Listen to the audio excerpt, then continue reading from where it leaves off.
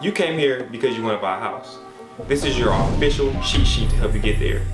I'm Anthony Jones, and I'm your realtor for this moment right now. Let's get started. The first step is to know if you have everything you need to actually buy a home. Ask yourself this: can you buy a house and still live comfortable? Or will you buy a house and struggle to pay the monthly mortgage? You need to know what all you'll be paying for when you buy a house. So instead of thinking about buying a $100,000 home or a $200,000 home, you need to think about how much you want to pay every month for that mortgage. Now, don't think you'll just be paying for the house every month. You will be paying for the house, of course, but that's called the principal. This is the money that goes directly towards the home's final price. You'll also be paying the interest. That's the rate the lender's charging you to borrow the money. You'll pay insurance on the home, the yearly taxes.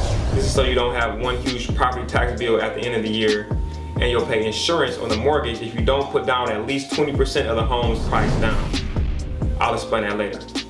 Add in your utility bills, and this is your monthly cost. This total should not be over a third of your whole income. The next step is to prepare your finances and organize. You'll need steady money coming in, and your credit score has to be in good shape. I recommend having a 650 credit score, if not better. There's a link down below that tells you how to get that credit score up to. You also need to know your debt to income ratio. This is important because this is how the lenders determine how much money to loan to you. You know how much money you have coming in every month. You know how much you spend in bills. The lenders will use these numbers to determine how much they're going to loan you. The next step is to consider if you have enough money ready to spend for a down payment and for closing costs. A down payment is a percentage of money you will pay to lock in the home and get started. You'll pay the rest of the full price over the course of a mortgage. What's a mortgage? It's simply a type of loan that you'll get from a lender that you can use to buy or refinance a home. If you don't have the cash to buy a house in full, then you need to pay around 3.5% to 20% down to get started. If you put down less than 20%, however, the lenders will make you pay an insurance on the mortgage.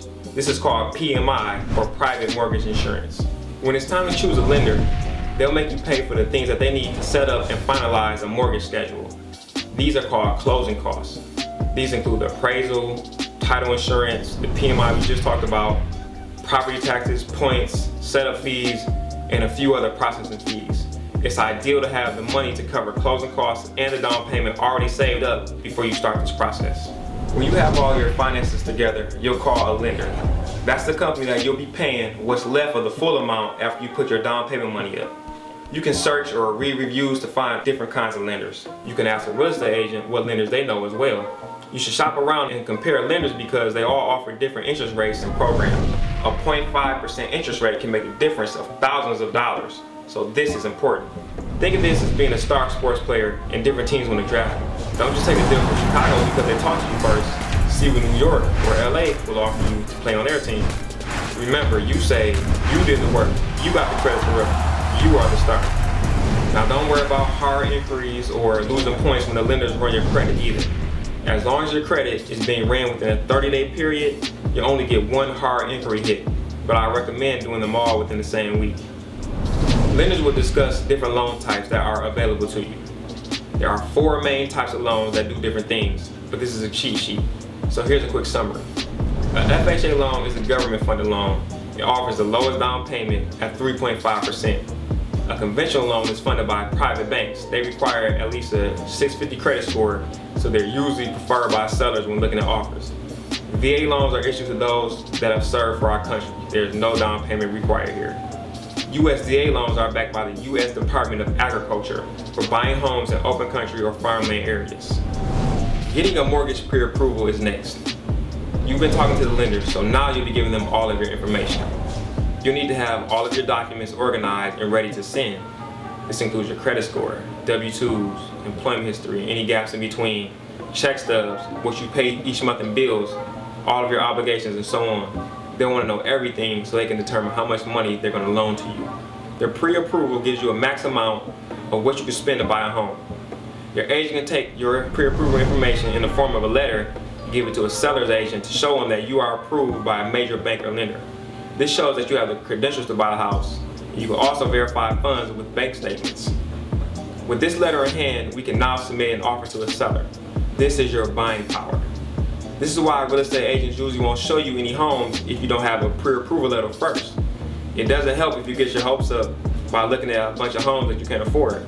That's a waste of everybody's time. This is why you need a real game plan before you jump into the home buying process. If you take a boat out to the sea without a map, you'll get lost.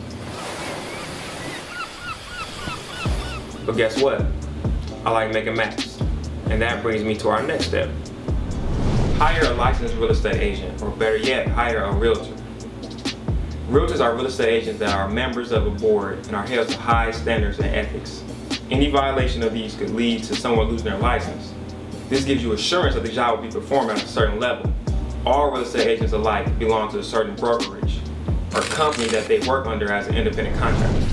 So this is the person that's going to help you form a game plan and get you this house that you want. This is like your coach and your teammate. This is the one you pass the ball to make the game-winning shot. This is your quarterback that's throwing you the game-winning pass for the touchdown. That's how you need to look at it when you pick your agent. They are representing you on one of the biggest purchases in your life. You need to trust them. They need to talk to you and tell you how they can help you get this house. This talk is called a buyer's consultation, so make sure you have one. We're here to keep you legally safe and protect your best interests. Don't go on this journey alone. We're like your safari tour guides to help you get through this jungle. Payment-wise, we get paid by the seller at closing. It's usually 3% of the home's final sale price. You should ask about any extra fees before you sign a contract with the agent. Some fees are common, like agents will charge compliance fees to be paid at closing. Other agents could ask for special fees they feel they may need to get the job done. Interview them, ask questions, and pick the agent you feel is the best fit for you. We're finally starting this journey, so the next step is identifying your needs and wants. You know your buying power now, so you need to tell your agent what kind of home you want so he or she can find matches. Agents need to know things like your max price, how many bedrooms, bathrooms, if you want a garage, basement, brick on the outside, pool in the backyard, how many square feet, the neighborhood, areas you like, and so on. It's good to keep a deadline in mind too, because this process can take a while, usually 2 months or more, and you may need a house before a certain time or a life event that's coming up. Agents can take all of this information and send you a list of homes that match your criteria. The homes that are listed are found on the multiple listing service, the MLS. The MLS is a huge database of homes that is curated and assessed by real estate brokers. We pick a few that look good and we go out together and view the homes so you get a direct feel for them. These trips to the homes are called showings. During this process, you need to think about what kind of home will be functional for you and your family's everyday operations, or if the home you're looking at can sustain you and your current lifestyle or your future lifestyle. Making an offer is our next step. You found the home you want. Now we have to write an attractive offer that will make the seller of the home want to get into a purchase agreement with us. Your agent will write up and submit an offer on your behalf to give to the seller's real estate agent so they can review what you just offered them. Remember, the seller will have an agent working with them as well. They can either accept, reject, counter, or even ignore your offer if it doesn't move them. All this depends on if you can meet the seller's needs. Everything presented and written down on this offer is negotiable, meaning we can discuss it, and we can discuss what will make both parties, the buyer and the seller, happy if they're both open to it. Mind you, there could be a couple rival buyers that want to get the same home that you want, so you have to make sure your offer is competitive. If your offer is rejected, you can try to offer more things to make the terms better, or move on to the next house. If your offer is countered, then negotiations can begin and we can try to reach a middle ground. Different things can happen in different markets. Sellers can offer concessions. That's the money that reduces buyers' closing costs when there are too many homes on the market. A lot of homes and buyers is called a buyer's market. Buyers have plenty of options in this market, so sellers want them to buy into their asking price so they can sell their home. In the seller's market, there's low inventory of homes and more buyers. This kind of market creates a bidding war scenario for buyers because they have to make the best offer to have a chance to buy the home. In this kind of market, sellers pick and choose the best offer out of the bunch. Whatever the market is, if your offer is accepted, this means you and the seller both agree to all the terms that are written on the offer. You'll take your earnest money deposit, which is the security money that ensures you are serious about buying a house, and put it into escrow. Escrow is a third-party company like a title company that holds the deposit until the housing transaction is final. You don't lose this money. It goes back towards your closing costs as a credit at the closing table. When both parties sign the offer, it now becomes a legally binding document called a purchase agreement. Now we can move on to the final checks.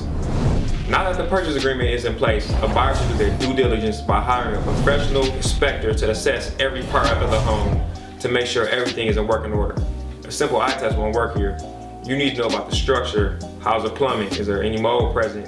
Gas leaks, termites, lead-based paint, condition of the roof. Any issues that will make the home unlivable. The inspector will walk the home with you and give you a detailed report of all his findings or her findings. Your agent should also be present so they can know the status of the inspection. Most offers and purchase agreements have a period of days for the buyer to conduct this inspection. There are clauses that outline what buyers can do if something unsatisfactory is found during the inspection. Buyers can ask the seller to fix a problem, renegotiate the asking price, or buyers can walk, and that will render the contract void. Both parties will sign a document outlining these issues or findings and how they choose to proceed, or if they do proceed or not. If the house does pass inspection, you should contact your lender to order an appraisal. An appraisal is an estimation that the lender uses to determine the value of the house. Just because it offers a certain amount, it doesn't mean that the home is worth that much. If you think about it, your lender is actually buying a house and you're paying them to own it through the mortgage. So to find out the home's current value, the lender will hire a third-party company to evaluate the home. The third-party company is hired because they're neutral and they don't have any bias towards the buyer or the seller. The appraiser is a representative from the appraisal company. They'll inspect the home, they'll compare the home with other homes in the area that have similar features. They'll take all of the features and the selling price into account and determine the home's worth. Depending on the market and the current economy, this number can affect the sales price if the evaluated number comes back lower than the number that was offered. Negotiations can be made to either drop down the price so a buyer can buy the home in a buyer's market, or the buyer can elect to make up the difference and give the seller the full amount or somewhere near it, and that's in the seller's market. That tactic is called an appraisal gap guarantee, and it's funded with your own personal expenses. So you can add that to your closing costs if you decided to go that route when it's a very competitive market. Also, while this is happening, the lender starts underwriting your loan. That means they're doing all the final checks to make sure you still have all of the finances and the figures to buy the home. It's very common for the lender to ask for additional verification documents from you. Things like updated bank statements and receipts. They'll want to know and see where certain money came from. Never open up any new credit lines or acquire new obligations during this period because it could possibly hurt or kill your loan.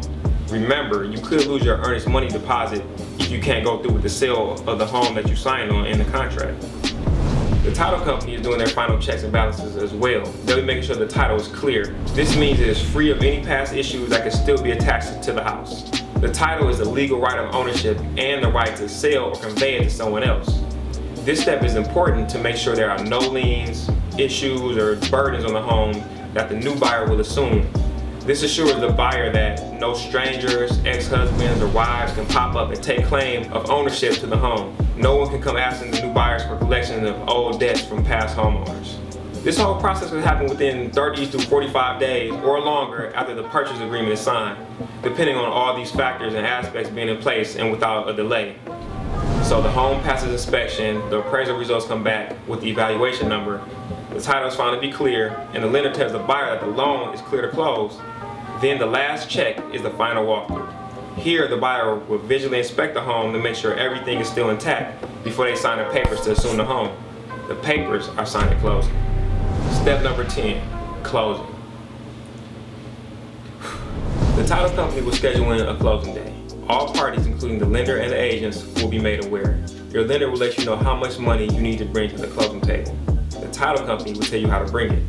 It can be by check, money order, or they'll give you instructions on how to wire the money. You'll have the chance to review the mortgage to make sure all of the rates and numbers are still the same as what was promised to you when you first started working with the issuing lender. 3 to 4 days before the closing, the title company will also issue out settlement statements to the buyer and the seller for them both to review.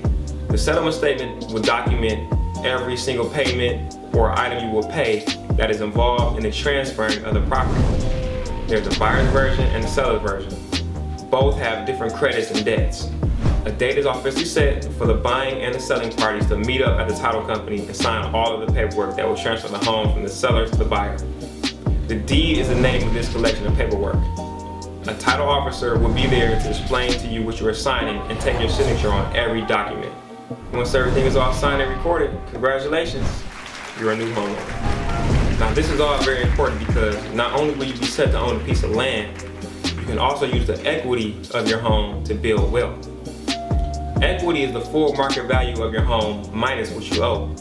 For example, if your home is worth $100,000, and you have a remaining mortgage of $75,000, that means you have $25,000 in equity.